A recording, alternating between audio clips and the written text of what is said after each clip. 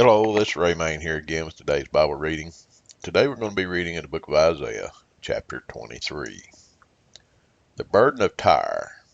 Howl, ye ships of Tarshish, for it is laid waste, so that there is no house, no entering in. From the land of Chittim it is revealed to them.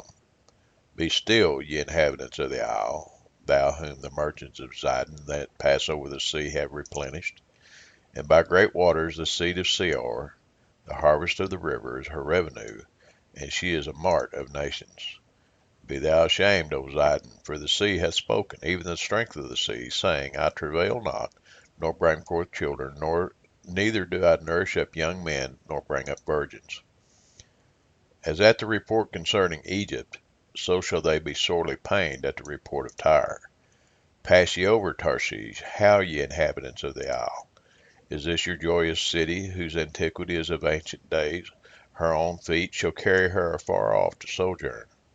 Who hath taken this counsel against Tyre, the crowning city, whose merchants are princes, whose traffickers are the honorable of the earth?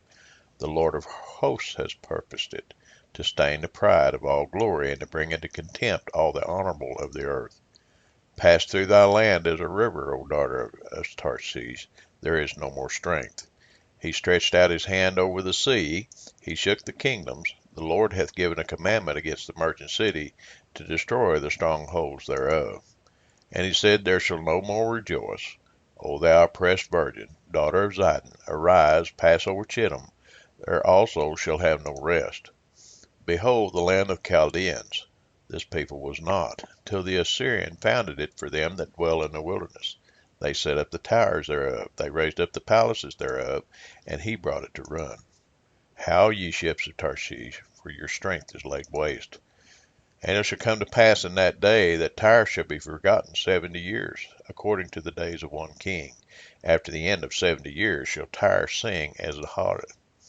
Take an harp, go about the city, thou harlot that has been forgotten. Make sweet melody, sing many songs, that thou mayest be remembered.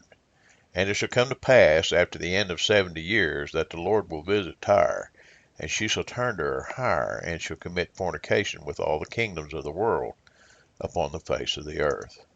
And her merchandise and her hire shall be holiness to the Lord. It shall not be treasured nor laid up, for her merchandise shall be for them that dwell before the Lord, to eat sufficiently, and for durable clothing. Well, this is kind of a strange story, isn't it?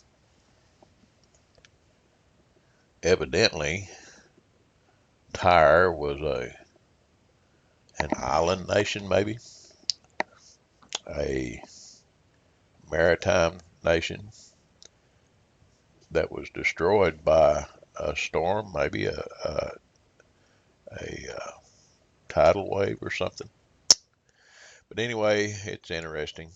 It's interesting, as with so much of the Bible, especially the prophecies. It's hard for us to understand some of them because some of the places and things that are mentioned in these scriptures have completely disappeared. They're not there anymore, so they don't have a meaning to us like they would those back then. So we're left with a subjective meaning for a lot of it, a type or a shadow, a picture of the way things are today. And even that is hard to fathom at times, isn't it? Unless you have the Spirit of God talking to you. Just listen to the many preachers today. Each one of them. They're all right in their own sight, and most of them would make up something to explain chapters like this. I'm not going to. That'd be foolish on my part and foolish on your part if you believe me. But anyway, this is interesting, isn't it? I'll hush. I'm just rambling. Talk to you tomorrow.